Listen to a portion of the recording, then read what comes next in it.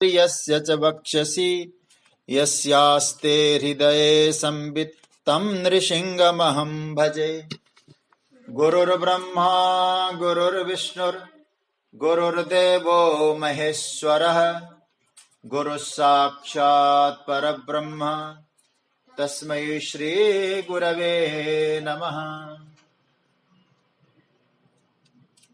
भगवत चरण कमलानुरागी सभी आत्मीय स्वजन प्रियजन प्रेमास्पद सभी भगवत प्रेमियों को मेरा प्रणाम। जय सिया राम, राधे राधे, जय श्री कृष्ण। स्वाध्याय परिवार के माध्यम से श्रीमद् भगवत गीता चिंतन की यात्रा का आज 168वां दिन। हम लोग गीता चिंतन की यात्रा में श्रीमद् भगवत गीता के 8वां अध्याय अक्षर ब्रह्म योग पर चिंतन कर रहे हैं। प्रभु कृपा से 19 श्लोक तक कहीं संक्षेप कोई विस्तार करते हुए यात्रा कर रहे हैं। कल चर्चा आई कि भूतग्राम सेवायं भूत्वा भूत्वा प्रलीयते रात्र्यागमे वसः पार्थ प्रभवत्यहरागमे। क्यों एक शब्द कल हम चिंतन कर रहे थे, जीव मात्र कैसा है? अवश है, पराधीन है। पराधीनता के जाल में जकड़ा हुआ जीव बार बार जन्म रहा है, बार बार मर रहा है, क्योंकि पूर्ण स्वतंत्रता जीव को नहीं है। ये भाव बताया गया। और फिर कहा कि भूत्वा भूत्वा प्रलीयते। देखिए, जगत प्रकट होता है, जगत लीन होता है, प्रकट हो रहा है जीव, जीव लीन हो रहा है। ये संसरण चलता ही रहता है और जीव इस यात्रा में कर्मानुसार अवश है, परवश है, पराधीन है। एक साफ बात यह आ गई, इसमें हमारा कुछ नहीं चलता। जीवात्मा और परमात्मा में भेद यही है सज्जनों, जो प्रकृति के वश में रहता है वो जीव है, और प्रकृति को जो वश में करता है वो जगदीश है। जीव बहुत ज्यादा विवश है। यदि देखा जाए, अपने कर्म के विवश है, अपने प्रकृति के विवश है, ईश्वर के वश में है, त्रिगुण के वश में है, स्वभाव के वश में है। लेकिन हम कभी एकांत में चिंतन करें, इसका रियलाइजेशन, इसका अनुभव हमको होना आवश्यक है। इस पराधीनता के जाल से बाहर निकलने के लिए पराधीनता कहां कहां है, लेकिन जिस तीव्रता के साथ, जिस शिद्दत के साथ इस पराधीनता की अनुभूति हमको होनी चाहिए और इससे निकलने का जो प्रयत्न होना चाहिए, वो सही ढंग से नहीं हो पा रहा है। कभी हम चिंतन करें, हम पराधीन है या नहीं। एक दृष्टिकोण से हम क्या अपने आप अपने पिता का चुनाव कर पाए? हम माता का चुनाव नहीं कर पाए, हम भाई का चुनाव नहीं कर पाते, हम देह का चुनाव नहीं कर पाते, हम आयु का चुनाव नहीं कर पाते। प्राय जो घटनाएं जो हो रही है, हमसे पूछ के हो रही है क्या? नहीं हो रही है। फिर भी आप जरा सोचिएगा, हम उन घटनाओं का कर्ता स्वयं को मान रहे हैं कि नहीं? उन घटनाएं जो हो रही है उसका कर्ता हम अपने आप को मान रहे हैं।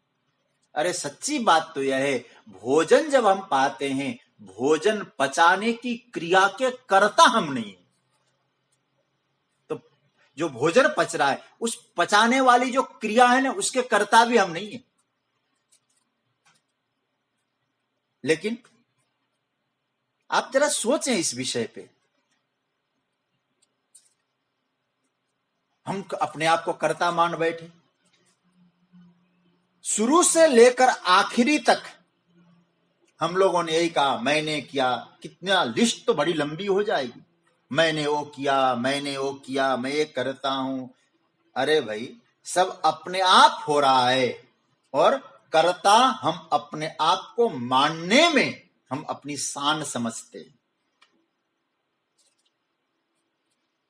कर्ता तो मानने को राजी है, लेकिन कर्म फल भोग किसको मिलता है?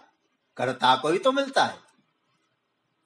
इसलिए कहा गया, भगवान का बहुत स्पष्ट कहते, स्वभावस्तु प्रवर्तते अहंकार विमूढ़ात्मा कर्ता हम इति मन्यते। यहां सब उस परम के अधीन है। बस भक्ति किसको कहते हैं? भाई छोटी सी बात आपसे कहूं, भक्ति का मतलब क्या है? भक्ति का तात्पर्य यही है कि हम जैसे अधीन है, स्वभाव के अधीन है, किसी के अधीन है। भक्त कहता है, परमात्मा मैं तेरा अधीन हूं, तू जैसा चलाएगा मैं तेरे, तू जो है तेरी का काठपुतली की तरह मैं तो भ्रमण कर रहा हूं, मेरा अपना कुछ नहीं है। भक्ति का तात्पर्य यही है कि ईश्वर की अधीनता को स्वीकार कर ले। लेकिन भगवान कहते हैं, एकमात्र तत्व अर्जुन ऐसा है, अभी जो मैं प्रसंग में ले जा रहा हूं, एकमात्र तत्व ऐसा है, सब जगह अधीन है, लेकिन एक ऐसा तत्व है जो अवस्थाओं से अतीत है, अवस्थाओं से परे हैं, वो तत्व अतीत है। और केवल ध्यान देना, ये जो अतीत तत्व की जो बात आती है, मुझे जहां तक लगता है हमारा जो अद्वैत सिद्धांत इस बात को स्वीकार करता है। बाकी कोई ना कोई मतलब है, किसी न किसी के अधीन है, लेकिन केवल अवस्थाओं से, काल से, कालातीत, अवस्थातीत यदि कोई तत्व है, वो परम तत्व है। दर्शन अनेक है, लेकिन ऐसा सिद्धांत केवल हमारा अद्वैत से वेदांत ही कहे। वेदांत भी अनेक हैं, लेकिन केवल अद्वैत वेदांत भी इस बात को कह रहा है कि भाई मुख्यतः सब जो परम तत्व है, जिसको ब्रह्म कहा गया है, वह अवस्थातीत है, कालातीत है, और व्यक्त अव्यक्त से भी परे। ये बात को बहुत सुंदर रूप से भगवान ने यहां प्रस्तुत किया है, क्योंकि सारा व्यक्त अव्यक्त में लीन हो रहा है, ये तो अभी आपने देखा। लेकिन अब भगवान जो एक महत्वपूर्ण सूचना हम लोग को दे रहे हैं, वो समझने जैसा है। इसलिए 8वां जो अध्याय इतना महत्व का है, हमको गंभीरता से हमारे आज हैं या नहीं, परम आदरणीय श्री डॉक्टर भूदेव शर्मा जी वो कह रहे थे कि मैथमेटिकली वो 8वें अध्याय को बड़ा महत्व देते हैं। और सच्ची बात तो यह है, इस 8वां अध्याय साधारण रूप से हम नहीं समझ पाएंगे जब तक हम गंभीरता से स्वयं आत्मचिंतन नहीं करेंगे, मनन नहीं करेंगे। इसलिए अभी भगवान ने क्या कहा थोड़ी देर पहले, कि जो व्यक्त है वो अव्यक्त में लीन हो जाता है। रात्र्यागमे वसीयन्ते तत्रैवा व्यक्त संज्ञके, ये बात रात्र्यागम प्रलीयन्ते तत्रैवा, अव्यक्त में फिर वो लीन हो जाता है। लेकिन यहां जो श्लोक 20वें श्लोक में भगवान कह रहे हैं, वो जो तत्व है वो व्यक्त और अव्यक्त दोनों से परे। ये बड़ी गजब की बात कह रहे हैं भगवान, इसकी चर्चा करें। आइए इसका पाठ करें। 20 नंबर का श्लोक। परस्तस्मात्तु भावोऽन्यो व्यक्तो व्यक्तात् सनातनः यः स सर्वेषु भूतेषु नश्यत्सु न विनश्यति। भगवान कह रहे हैं कि हे अर्जुन, तू तस्मात् अव्यक्तात् परः अन्यः यः सनातन अव्यक्तः भावः सः सर्वेषु भूतेषु नश्यत्सु न विनश्यति। इसका अर्थ देखो क्या कहा, तू, जिस भगवान जो कह रहे अव्यक्त में लीन हो जा रहा है, लेकिन तू मतलब परंतु, अच्छी तरह समझने जैसी बात। कोई बात कहा जाता ऐसा है लेकिन, अब लेकिन आए तो आगे जो बोला जा रहा है वो महत्व हो जाता है। भगवान कहते परंतु इसीलिए, एक नहीं, तस्मात, तू तस्मात, इसीलिए क्या कहते हैं, अव्यक्तात्, उस अव्यक्त से भी, जिस अव्यक्त में प्राणी मात्र के लीन होने की चर्चा प्रभु ने की, उस अव्यक्त से भी, अव्यक्तात् परः परः अन्य, क्या कहते हैं, अति परे, परः दूसरा, यह अन्य, यह देखिए इसका समझना, परंतु इसलिए अर्जुन उस अव्यक्त से भी परे, अन्य जो दूसरा श्रेष्ठ पर, सनातन अव्यक्त है, सनातन अव्यक्त, अनादि जो अव्यक्त है, भाव स, जो भाव है वह क्या है, सर्वभूतेषु नश्यत्सु न विनश्यति, सारे भूतों के नष्ट होने पर भी वह नष्ट नहीं होता, उसका नाश नहीं होता। तो यहां पहले अव्यक्त, यहां अव्यक्त से भी परे वाली बात आ गई। भगवान कहते परंतु उस अव्यक्त, कौन सा अव्यक्त, जो इससे पहले वाले श्लोक में कि अव्यक्त के समय अव्यक्त में व्यक्तलीन हो जाता है, ब्रह्मा जी के शयनावस्था में। भगवान कहते उस अव्यक्त से अन्य अनादि जो सर्वश्रेष्ठ भाव रूप जो अव्यक्त है, जो सनातन कहा, उसका संपूर्ण प्राणियों के नष्ट होने पर भी उसका नाश नहीं होता। इसको कुछ बातों पर स्पष्टीकरण आवश्यक है। परः भावतु अन्य, पीछे जो हमने देखा व्यक्त और अव्यक्त की चर्चा हुई, अब उससे बिल्कुल विलक्षण बात कही जा रही है। जो पर है, परः भाव, परम जो है वो कैसा है, वो कोई भिन्न है, विलक्षण है, कोई अन्य है। किससे है, बोले व्यक्त से भी विलक्षण है और अव्यक्त से भी विलक्षण है। इसका अर्थ है वह एक रस है, वो न व्यक्त कह सकते हैं आप उसको, न आप उसको अव्यक्त कह सकते हैं। इसके लिए शब्द, एक नया शब्द प्रभु ने यहां प्रकट किया है, उस शब्द का नाम है सनातन। सनातन शब्द का अर्थ होता है सदाभव। सज्जनों, मैं आपसे निवेदन करूंगा इस श्लोक को गंभीरता से समझना। थोड़ी कठिनाई लग सकती है शुरुआत में, लेकिन समझना बहुत जरूरी है। केनोपनिषद में एक मंत्र है, अन्य देव तद विदितात विदितात अथो अविदितात अधि। केनोपनिषद का प्रथम खंड का तीसरा मंत्र। अविदितात माने अव्यक्त से, विदितात माने व्यक्त से, वह अन्य है, विलक्षण है।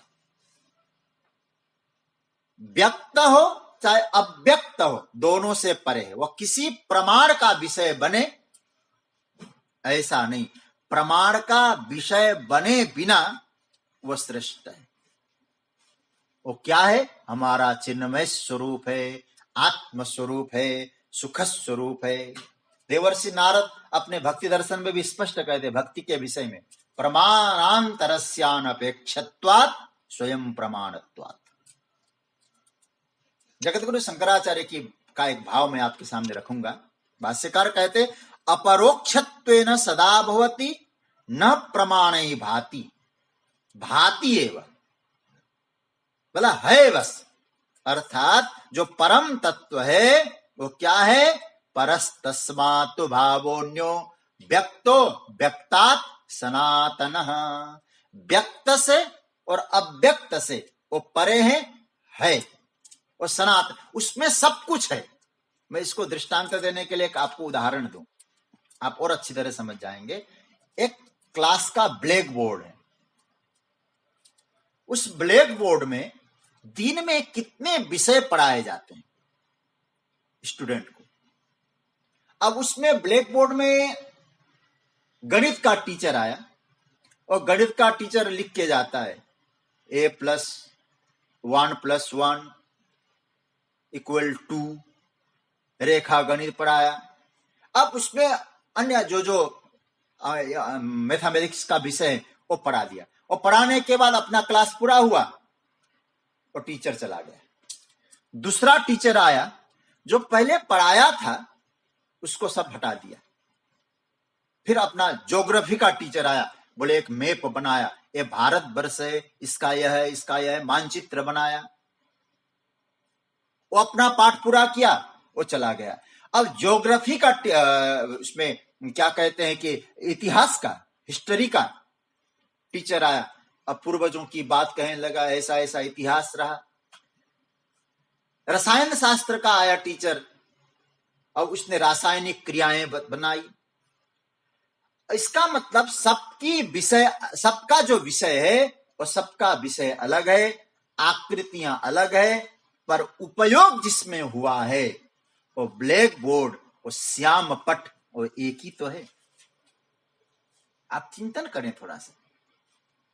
चाहे पहले व्यक्त हो रहा है, क्या क्या लिखा जा रहा है, थोड़ी देर में कहा है उसी में अव्यक्त हो रहा है, लेकिन वो है। ऐसे ही परिवर्तनशील जो जगत है वो कभी व्यक्त है, कभी अव्यक्त है। एक मुझे आप चिंतन कर रहा था तो मेरे मन में एक भाव आया, महिलाएं जो गर्भधारण करती है, गर्भधारण की शक्ति शुरुआत में व्यक्त नहीं है, बाद में वो व्यक्त होती है और शक्ति फिर उसी में लीन हो जाती है। वो व्यक्त थी फिर अव्यक्त, कहां? बोले वहां का वहीं। ऐसे ही जो परिवर्तनशील जो जगत है और व्यक्त अव्यक्त के लिए जो कहा गया है, भगवान कहते हैं उन व्यक्त और अव्यक्त का जो आधार है तो क्या है? बोले अपरिवर्तनीय तत्व है। बोले वो क्या है? तो वेदांत जगतगुरु शंकराचार्य भगवान कहते सर्वाधिष्ठान है। सब कुछ नष्ट होने पर भी वही रहता है। नश्यत्सु न विनश्यति, जो कुछ है सब नाश हो गया, लेकिन वो है। कैसे? देखिए, अब जो पढ़ाया गया उसी में पढ़ाया और नाश हुआ। और शाम के समय क्या हुआ? जो सामने थे विद्यार्थी, जो पढ़ाने आए थे टीचर्स, सब अपने घर को गए। ब्लैक बोर्ड भी साथ में गया क्या? वो तो वही है, श्यामपट वही है। वो क्या है? भगवान इसीलिए यहां कह रहे हैं व्यक्तो व्यक्तात् सनातन। व्यक्त है, अव्यक्त है, उससे परे वो सनातन है, सदा भव है। बाकी सब क्या हो रहा है? बाकी सब प्रकट हो रहे हैं, जा रहे हैं, प्रकट हो रहे हैं, जा रहे हैं, बस उसमें सब कुछ हो रहा है।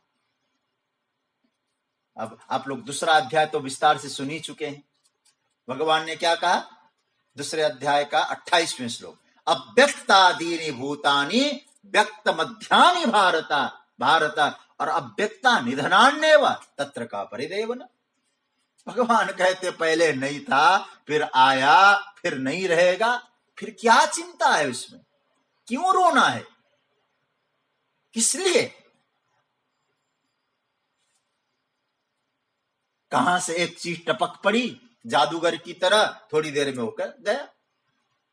पहले हम देख रहे थे, अब सामने आया, जैसे आया उड़ गया। अव्यक्त से आया, व्यक्त हुआ, फिर अव्यक्त में चला गया। भगवान कहते यही तो भूत ग्राम की दशा है। अदर्शनात् आपतित पुनश्चा दर्शनम गतः। भगवान कहते व्यक्त और अव्यक्त आना जाना, दिखाई दे रहा है, लीन हो रहा है, दिखाई दे रहा है, जा रहा है, ये सब तत्व कहां है? भगवान कहते इनको देखकर हमें क्या समझना है?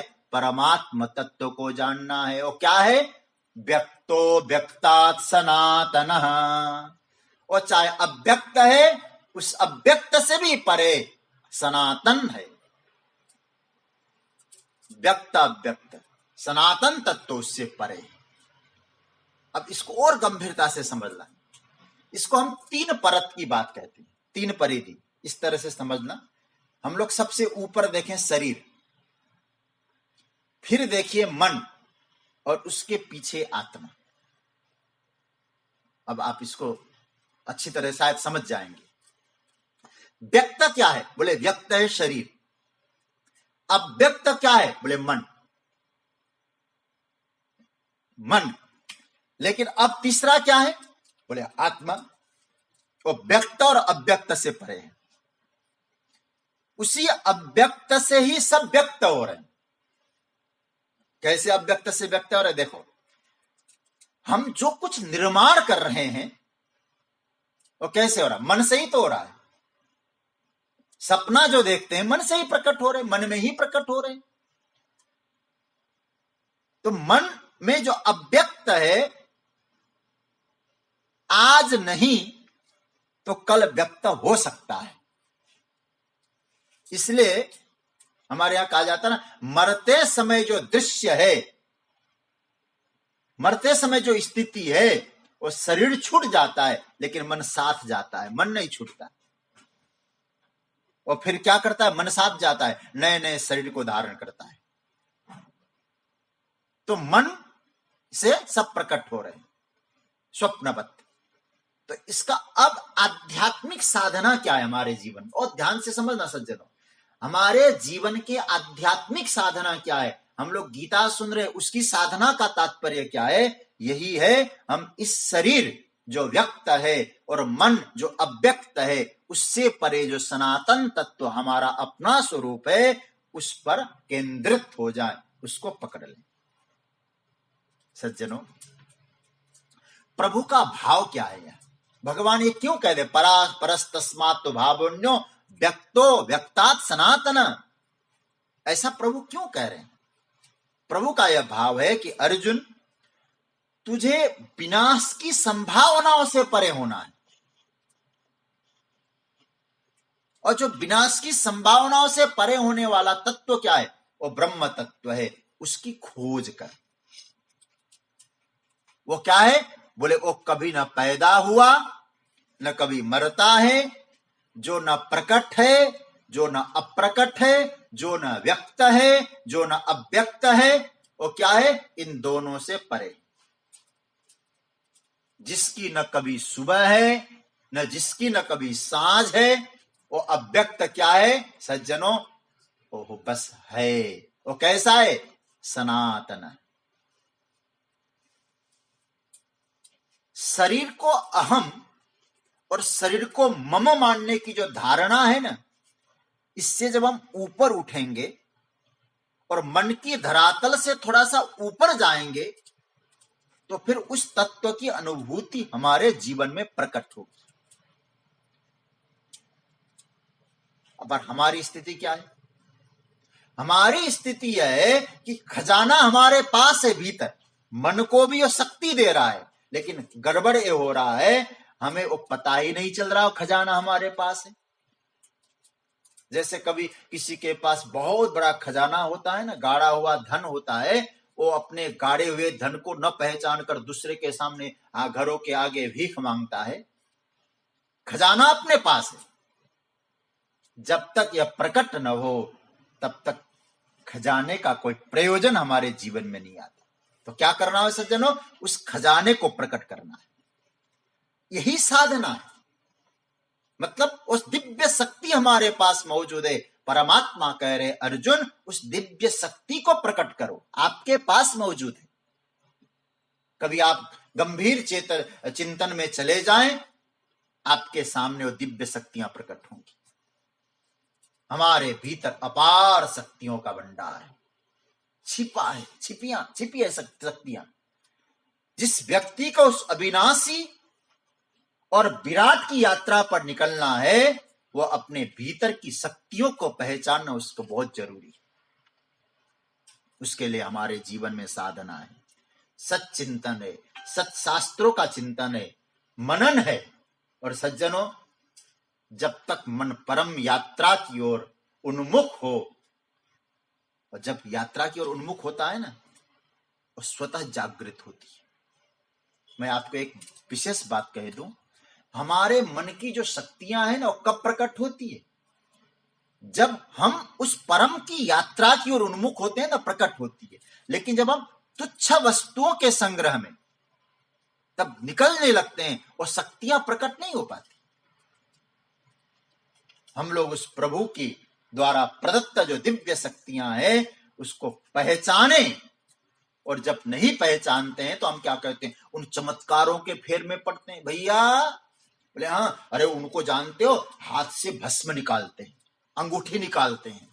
ये परिणाम क्या है? क्योंकि हम नहीं पहचान पा रहे प्रभु की कृपा को, अपनी शक्तियों को। और जब फिर हम ऐसे ऐसों के चक्कर में चले जाते हैं और ऐसे लोग मिल जाते हैं, बोले समोसा खाया तुमने? बोले खाया। कौन सी चटनी से? बोले लाल चटनी से। बोले नहीं, हरी चटनी से खाओ, कृपा आनी शुरू हो जाएगी। फिर ऐसों के चक्कर में क्यों जाते हैं? क्योंकि हमको ये लगता है कि हमारे पास शक्तियों का हमें नहीं मालूम है, फिर चमत्कार के चक्कर में चले जाएंगे। तो सज्जनों, भगवान कह रहे हैं उस अपने दिव्य शक्तियों को पहचानो। और शक्तियों परम तत्व की जो शक्ति है वो क्या है? उस व्यक्त अव्यक्त से परे उस परम तत्व को पहचानो, उस परमात्मा को पहचानो। सबसे कीमती चीज यही है, वही है। भगवान कहते हैं यह सा सर्वेषु भूतेषु, संपूर्ण भूतों में है, संपूर्ण प्राणियों में वही तो है। यह सा सर्वेषु भूतेषु येन सर्वमिदं ततं, केवल चेतन सत्ता सारे दृश्य प्रपंच में भासित हो रहा। इस रूप में थोड़ा सा मैं जगत गुरु शंकराचार्य को फिर लाऊंगा। वो कहते हैं अध्यास रूप में, अध्यास रूप में भासित हो रहा है। बोले किस में भासित हो रहा है? बोले अधिष्ठान में अध्यास की वत भासित हो रहा है। वेदांत का बड़ा सुंदर सिद्धांत है, हम कई बार इसको बोल चुके हैं। आप जरा इसको समझ भी लेंगे। अध्यास नाम की कोई चीज नहीं होती है, बस चेतन में वो भास रहा है। जैसे रस्सी है, सर्प नहीं है। सर्प तो आपको भास रहा है। जो अधिष्ठान क्या है? बोले रस्सी है। अब रस्सी है तो ही तो सर्प भास रहा है। तो वेदांत कहता है जो सृष्टि है ना, ये सृष्टि का कोई महत्व नहीं है, लेकिन सृष्टि जो भास रहा है वो जो तत्व है वो है। तो ये अध्यास है। अध्यास सत्य नहीं है, अध्यास जिसमें भास रहा है वो सत्य है। हमें क्या दिखाई दे रहा है?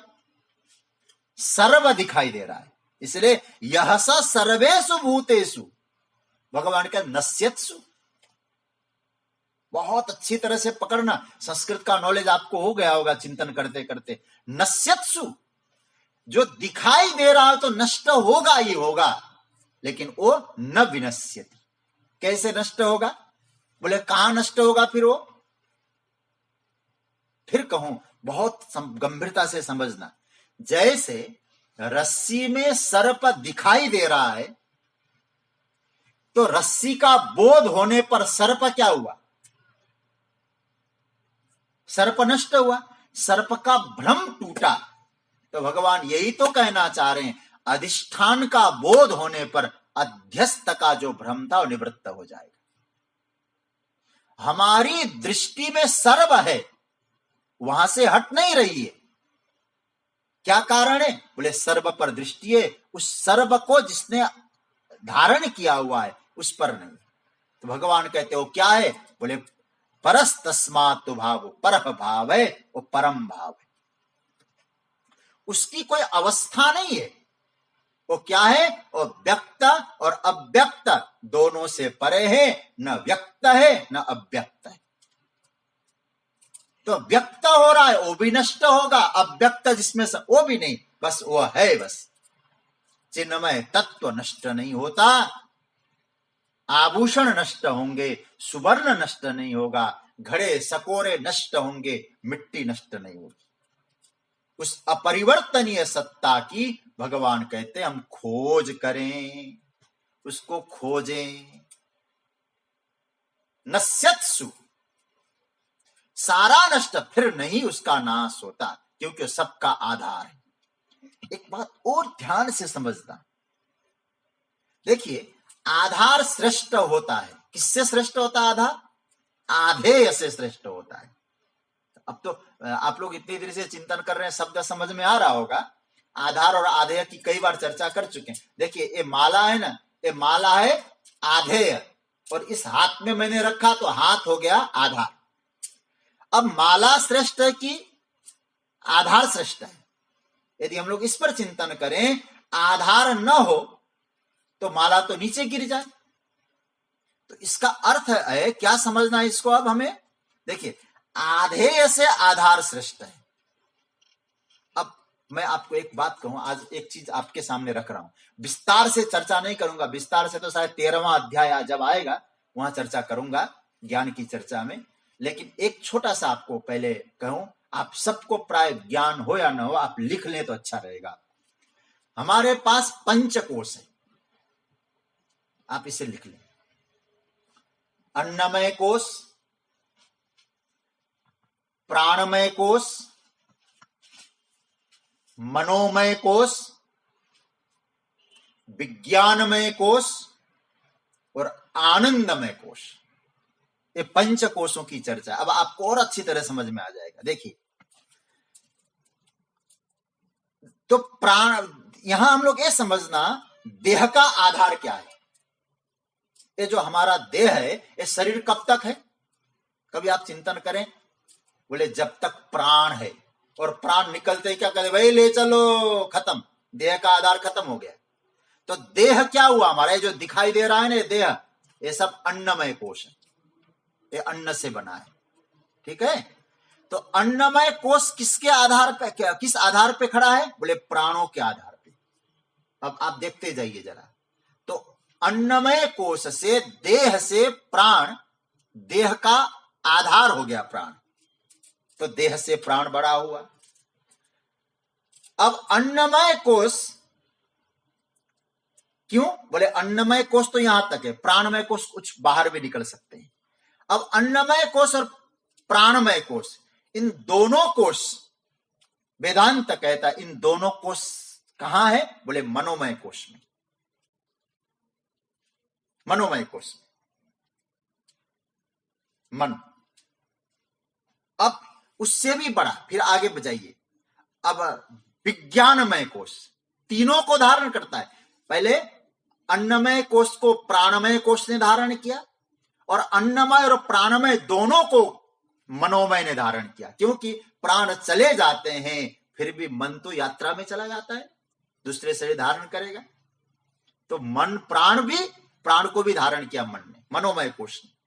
अब अन्नमय, प्राणमय और मनोमय कोश से थोड़ा सा आगे बढ़े तो एक कोश आएगा विज्ञानमय कोश। विज्ञानमय कोश किसको कहेंगे? सरल भाषा में कहूं, मैं। अच्छा, इस मय में देह भी है, इस मय में प्राण भी है, और इस मय में मन भी है। प्राण किसके? बोले मेरे। देह किसका? मेरा। मन किसका? मेरा। अब आप जाइए, आप विचार करिए, फिर मैं क्या हुआ? मैं कौन हूं फिर? जो विज्ञानमय कोश मैं कह रहा है, उससे परे हम जाएंगे तो मैं का जो अधिष्ठान होगा, और कौन होगा? ये परमात्मा तत्व है। तो मैं क्या हुआ? इस परमात्मा की अभिव्यक्ति हो गई, उस परम सनातन अव्यक्त से व्यक्त हुआ। तो परमात्मा तत्व जो है उसको अभिव्यक्त होता है विज्ञानमय कोश, लेकिन उससे परे क्या है? आनंदमय कोश। बोले आनंदमय कोश सबका आधार है, वो कौन है? भगवान कहते वो अक्षर है। महाराज अक्षर है? बोले हाँ।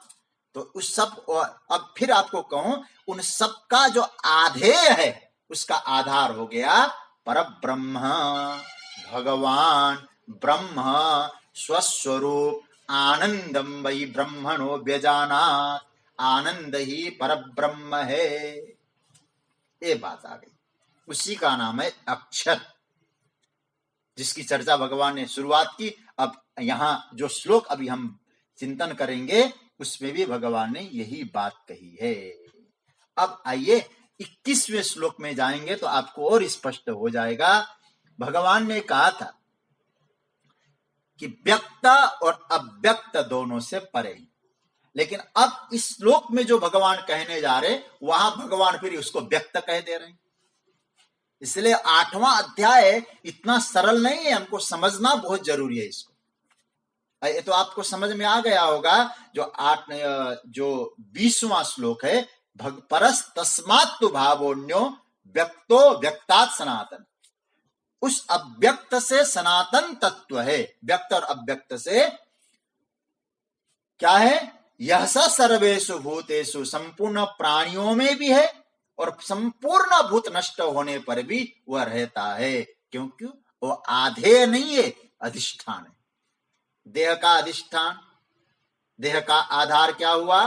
प्राण, प्राण का आधार देह और प्राण दोनों का आधार मन, देह प्राण और मन का आधार विज्ञान मय, और मय का भी जो आधार है वो परम तत्व, परम परमात्मा है। वो कौन है? बोले अक्षर है। अब इस बात को यहां स्पष्ट हो रहा है 21वां श्लोक। अव्यक्तोऽक्षर इत्युक्तः तमाहु परमां गतिम् यं प्राप्य न निवर्तन्ते तद्धाम परमं मम। अब भगवान यहां जो सनातन अव्यक्त है उसकी महिमा का गान कर रहे हैं। अव्यक्तोक्षर इत्युक्त से अव्यक्त अक्षर इति उक्तः तम परमां गतिम आहु यम प्राप्य न निवर्तन्ते तत् मम परमं धाम। भगवान कह रहे हैं जो यह अव्यक्त और अक्षर भाव कहा गया, अव्यक्तोक्षर इत्युक्त, वो क्या कहते हैं? तम परमां गतिम आहु, उसे परम गति कहते हैं।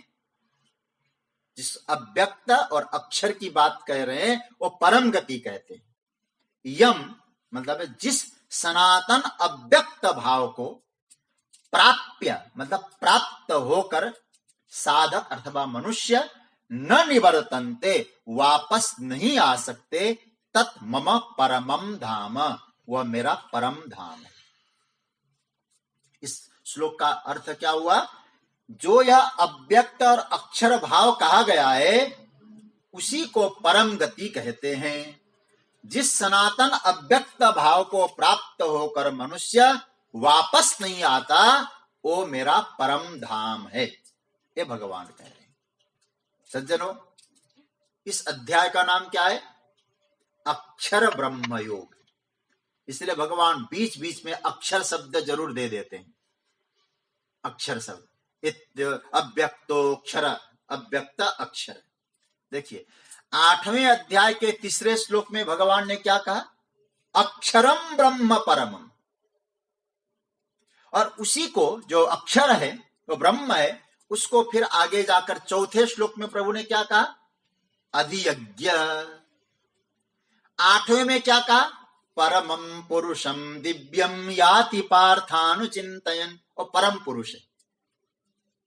फिर 9वें में जाके क्या कहा? कविम पुराणम अनुशासितारम। देखिए क्या क्या स्थिति है। और भगवान फिर आगे कहते हैं 20वें क्या कहा? सनातन अव्यक्त। अब यहां क्या कहते हैं? अक्षर। उस सबकी एकता करते हुए प्रभु उसी यहां अव्यक्त और अक्षर कहते हैं जिसे, उसी को परम गति और सर्वोत्तम गति प्रभु कह रहे हैं। अब एक बात थोड़ा सा ध्यान से समझना आप लोग। अभी तो ये कहा जा रहा था कि वह व्यक्ता और अव्यक्त से परे, ये तो आपको बात समझ में आ गई होगी शायद। लेकिन यहां भगवान ने एक नया और शब्द दे दिया, अक्षर और अव्यक्त। अक्षर तो समझ में आ गया, लेकिन अव्यक्त, उस समय तो आप क्या कह रहे थे? अव्यक्त से भी परे हैं। व्यक्तो व्यक्तात् सनातन, अव्यक्त से भी परे। लेकिन यहां फिर आप अव्यक्त कह रहे हैं इसको। इसलिए मैं आपसे कहूं गीता को केवल अनुवाद से समझना बहुत कठिन है। खूब चिंतन की आवश्यकता है गीता को समझने के लिए। एक अव्यय शब्द मैं आपसे कहूं, अव्यक्त की बात कह रहे हैं, तो आप लोग इस श्लोक को अच्छी तरह समझना हो तो एक नोट आप लोग कर लें। अव्यक्त दो प्रकार का है, एक सामान्य अव्यक्त है और एक सनातन अव्यक्त है। सामान्य अव्यक्त से यहां जो अव्यक्त की चर्चा आ रही है वो सनातन अव्यक्त की चर्चा है। ये सामान्य अव्यक्त नहीं है, सनातन अव्यक्त है। भाष्यकार जगत गुरु शंकराचार्य भगवान का बड़ा सुंदर भाव। यहां अव्यक्त का अभिप्राय क्या कह रहे हैं? यहां जो प्रभु ने अव्यक्त कहा है, भगवान भाष्यकार कहते अबांग मनस गोचर, मन वाणी से अतीत है। यहां ब्रह्म को अव्यक्त कहा गया, वो अज्ञात तत्व नहीं। जैसे अज्ञात तत्व किसको कहेंगे भाई? अज्ञात तत्व का मतलब हुआ, जैसे कहेंगे खरगोश के सींग, ये असंभव है। आकाश में फूल, ये असंभव है। ये क्या हुआ? ये अज्ञात हुआ। लेकिन ब्रह्म इस प्रकार का नहीं कि खरगोश के सींग की तरह, बंध्या के बेटे की तरह, ये नहीं होता है। इसलिए भगवान ने स्पष्ट कह दिया, कहीं अव्यक्त को तुम ये न समझ लो अज्ञात, नहीं, अक्षर। बड़ा समझने जैसा सूत्र है। नक्षरति इति अक्षर, जिसमें किसी प्रकार का व्यय नहीं होता है। वो क्या है? वो शुद्ध स्वरूप आत्म चैतन्य। क्या करना होगा? तो उसका चिंतन करना होगा। कैसे? इन दोनों लक्षणों को घटा के आप चिंतन करो। दोनों लक्षण मतलब अव्यक्तो अक्षर, वो अव्यक्त है और अक्षर है। हे प्रभु, जब हम अव्यक्त और अक्षर का ध्यान करते हैं तो उसका ध्यान करने का कुछ बेनिफिट तो मिलना चाहिए ना हमको। ठीक है, हम अव्यक्त का ध्यान कर रहे हैं, हम अक्षर का ध्यान कर रहे हैं, बिना फायदे के हम क्यों करेंगे भाई? भगवान कहते हैं फायदा होगा। क्या मिलेगा? बोले उसको, जिस अव्यक्त और अक्षर की चर्चा मैं कर रहा हूं ना अर्जुन, तम आहु परमाम गतिम, उसी को परम गति कहते हैं। गति का अर्थ क्या हुआ? गति का मतलब केवल चलना नहीं होता है। गति का यहां अर्थ किया इस भाष्यकारों ने, गति मतलब पहुंचने का योग्य स्थान, जहां पहुंचना ही देह धारण करने की सफलता है, एकमात्र लक्ष्य है, उसका नाम है गति। वह गति भी साधारण नहीं है कि हम चलो गति करेंगे, पहुंचना कहां था? बोले दिल्ली, पहुंच गए। बोले ऐसी गति नहीं है। क्या है? परमाम गति, परम गति। अच्छा प्रभु, आप गति कह देते, परमाम शब्द विशेषण क्यों लगा दिया? भगवान कहते हैं परमाम इसीलिए का, जहां जाने के बाद वापस नहीं आना होता। क्या बढ़िया भाव दिया है यार। यम प्राप्य न निवर्तन्ते तद्धाम परमम मम। भाई अब हम लोग, चलो ठीक है, हमें गति करके पहुंचना था दिल्ली, और दिल्ली में 2-4 दिन रुक गए, फिर क्या हुआ? फिर घर वापस आ गए। परमानेंट तो नहीं रहा। बोले ऐसी जगह की बात कर रहे हैं, ऐसे पहुंचने का स्थान जहां यम प्राप्य, पहुंच गए, फिर वापसी नहीं है। विनोद में हमारे कुछ मेरे परम पूज्य स्वामी श्री अखंडानंद सरस्वती जी महाराज विनोद में कहा करते थे, बोले ऐसा क्यों कहा गीता में? बोले इसीलिए कन्हैया बड़ा चतुर है, पता नहीं क्या क्या भर रखा होगा अपने धाम में, इसलिए यहाँ आने के बाद किसी को लौटा दूंगा ना, हमारी सारी पोल पट्टी खोल देंगे, इसलिए किसी को जाने ही नहीं देता। एक बार उसके पास गए तो क्यों? अरे वो पूतना को तो नहीं छोड़ता। पूतना भी उसके पास जाती है ना, कहता मैं तुझे अब नहीं छोड़ूंगा, पकड़ना काम तेरा था, छोड़ना तो मुझे है ही नहीं। क्यों? यदि तुझे पकड़ के मेरा धाम दिखा दिया, तू चली गई तो मेरे धाम की पोल पट्टी सारा तुम बाहर कर दोगी। इसीलिए भगवान सावधान है, मेरे धाम की पोल पट्टी कोई न खोले, इसीलिए किसी को आने नहीं देते। ये महापुरुषों का भाव है भाई। तो अभी तक जो हम देख चुके, क्या देख चुके? भगवान ने जो आगे पहले क्या कहा था, देखो भगवान ने कहा आ ब्रह्म भुवना लोका पुनरावर्तिनो अर्जुन, 16वें श्लोक में।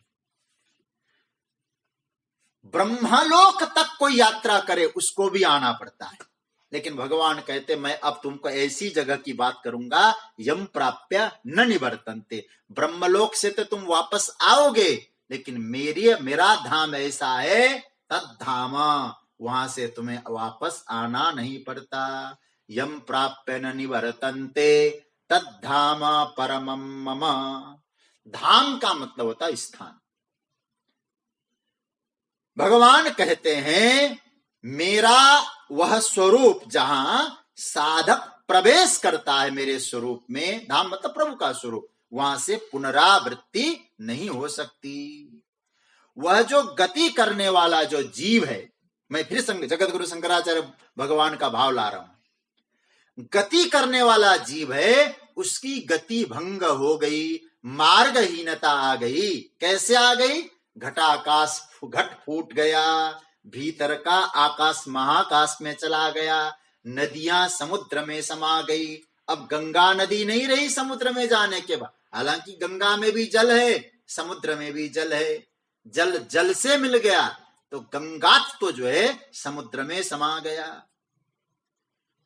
तो इसका अर्थ क्या हुआ?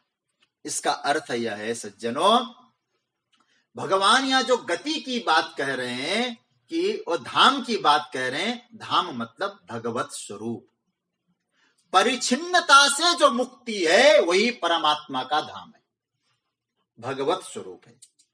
अब मैं आपसे कहूं, आप अपने आप को परिच्छिन्न मानो, देह मानो, जीव मानो, तो देह के धर्म रहेंगे, फिर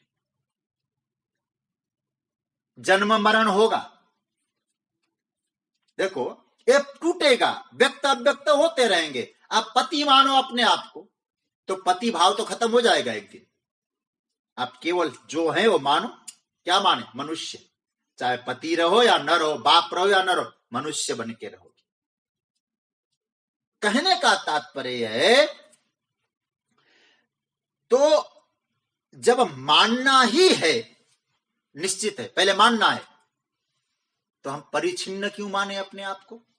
पापो हम पाप कर्म, हम पापो हम पाप कर्म। भगवान कहते तू इतना ही कह रहा, जा तथास्तु, पापो हम पाप कर्म, हम तू पाप, ऐसा ही रहेगा। तो इसका मतलब ये हुआ, जब मानना निश्चित है तो हम परिच्छिन्न अपने आप को न माने। एक छोटी सी बात कहूं, एक जगह एक नाटक चल रहा था,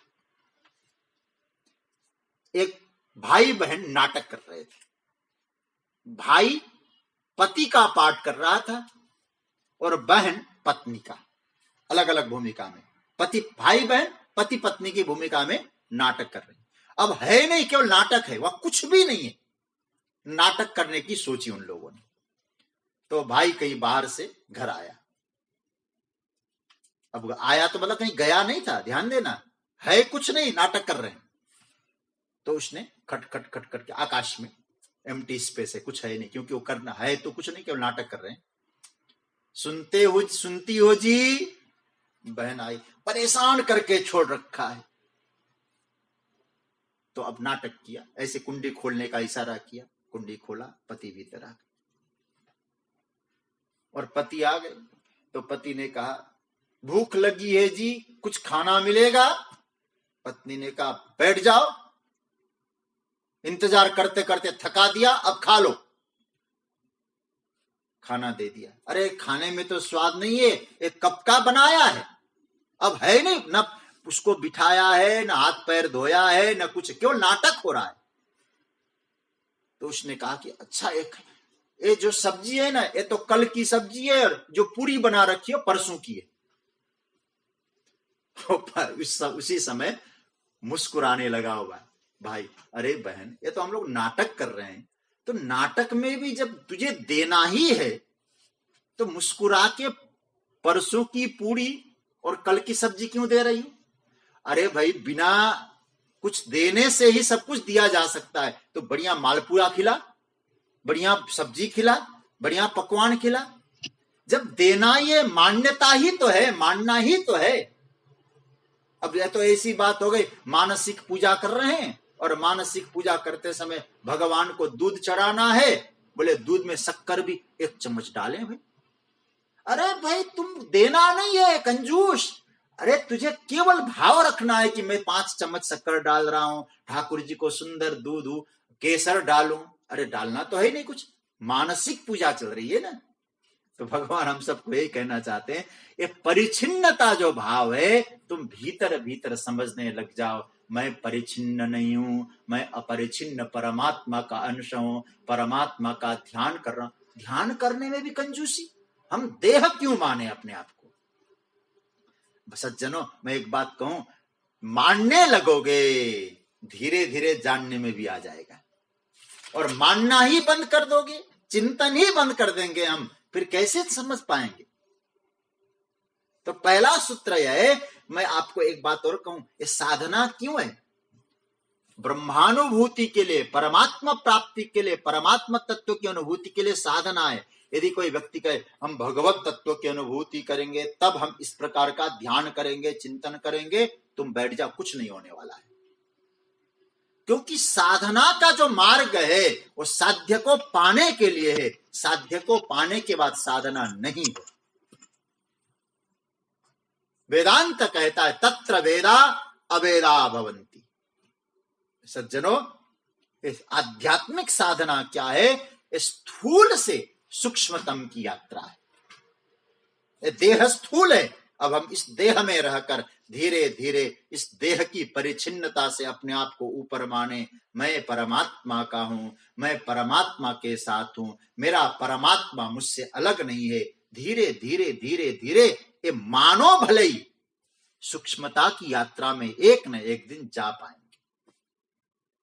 भगवान कहते हो क्या है? वो सूक्ष्म तत्व और मेरा अपना धाम है, वो धाम है। दूसरी बात, यहां एक शब्द आया है, यद गत्वा न निवर्तन्ते तद्धाम परमम मम। हम तो देखो श्रीमद् भागवत, भागवत में तो मेरे प्राण बसे हैं, इसीलिए श्रीमद् जब कोई गीता के सूत्र भी देखता हूं तो भागवत में उसको प्रैक्टिकल खोजने की कोशिश करता हूं। ये धाम शब्द जब आया तो मैं भागवत पर मेरा ध्यान गया। श्रीमद् भागवत का प्रारंभ जब भगवान करते हैं, वेदव्यास जी करते हैं, श्रीमद् भागवत के प्रथम स्कंध का प्रथम अध्याय का प्रथम श्लोक, वहां भगवान धाम शब्द का, वेदव्यास जी धाम शब्द का प्रयोग करते हैं। जन्माद्यस्य यतोऽन्वयादितरतश्चार्थे विज्ञस्वराट् तेने ब्रह्म हृदय आदि कवये मुह्यन्ति यत्सूरयः तेजो वारि मृदाम यथा विनिमयो यत्र त्रिसर्गो मृषा धाम्ना स्वेन सदा निरस्तकुहकम् सत्यम परम धीमहि। वहां भी धामना, लेकिन यह धामना शब्द का अर्थ क्या है? धामना शब्द का अर्थ है स्वप्रकाशेन। धामना का अर्थ है अपने प्रकाश से संपूर्ण पापों को, अंधकार को नष्ट करने वाले स्वयं प्रकाश परमात्मा। यह धाम शब्द का अर्थ क्या हुआ? जिसका प्रकाश संपूर्ण अज्ञान अंधकार को नष्ट कर दे। तो भगवत धाम क्या हुआ? वो परम प्रकाश। और वो धाम कहां है? कहां जाना पड़ेगा उस धाम को पाने के लिए? उस धाम को पाने के लिए आपको यात्रा अवश्य करनी है, लेकिन बहिर् यात्रा नहीं है, अंतर यात्रा है। इसलिए तो मैं संभवतः चर्चा कर चुका हूं, हनुमान जी महाराज के लिए गोस्वामी जी क्या कहते? अतुलित बल धाम, अतुलित बल के धाम है। जय हनुमान ज्ञान गुण सागर, जय कपीस तिहुँ लो, राम दूत अतुलित बल धाम। हनुमान जी कौन है? अतुलित बल के धाम है। धाम क्यों कहा गया? बोले हनुमान जी कहते अतुलित बल के धाम, परम अतुलित बल है भगवान और मुझ में विराजे है, धाम है। तो धाम शब्द का अर्थ ऐसे निवास होता है, लेकिन धाम शब्द का अर्थ है परमात्मा का निजस्व स्वरूप, और परमात्मा का निजस्व स्वरूप है तो हमारा अपना दिव्य स्वरूप, वही हमारा धाम है, उसमें परमात्मा विराजे हैं। सच्ची बात तो यह है, परमात्मा तत्व की अनुभूति होने के बाद भगवान कहते फिर जाना नहीं पड़ता, भगवत तत्व की अनुभूति करना ही भगवत धाम को प्राप्त करना है। और जिसने भगवत धाम को प्राप्त कर लिया फिर उसको जाना नहीं पड़ेगा, फिर जन्म मरण के चक्र व्यूह से मुक्त हो गया। भगवान हम सबको यह संकेत करा रहे हैं। इसलिए हे अर्जुन, ये जो धाम है, कौन सा धाम? परमात्मा कह रहे हैं यम प्राप्य न निवर्तन्ते तद्धाम परमम् मम। इस श्लोक का अर्थ क्या हुआ? अव्यक्तोक्षर इत्युक्तः तमाहु परमां गतिम्। अव्यक्त और अक्षर जिसको कहा गया वो क्या है? उसको परम गति कहते हैं। यम प्राप्य, उसको पाने के बाद, उस परम गति क्या है? बोले उस परम गति को पाने के बाद फिर वापस नहीं आना पड़ता, ऐसा भगवान का दिव्य धाम है। उस दिव्य धाम की प्राप्ति जिसको हो गई वो दोबारा जगत में नहीं आएगा। नहीं तो चाहे ब्रह्मा बनो, चाहे इंद्र बनो, चाहे कुबेर बनो, चाहे महाराजा राजाधिराज बनो, भगवान कहते सबको आ ब्रह्म भुवना लोका पुनरावर्तिनोर्जुन। लेकिन भगवान ने स्पष्ट कह दिया, बोले मुझे पालोगे फिर दोबारा आना नहीं पड़ेगा, नहीं तो 84 का चक्कर लगा रहेगा। भगवत तत्व की अनुभूति जिस साधक ने कर लिया है वही मुक्त हो गया। भगवान ऐसा सूत्र दे रहे हैं। आगे की चर्चा हम लोग कल करेंगे। कृष्णाय वासुदेवाय हरये परमात्मने प्रणतः क्लेशनाशाय गोविंदाय नमो नमः। ओम शांति शांति शांति।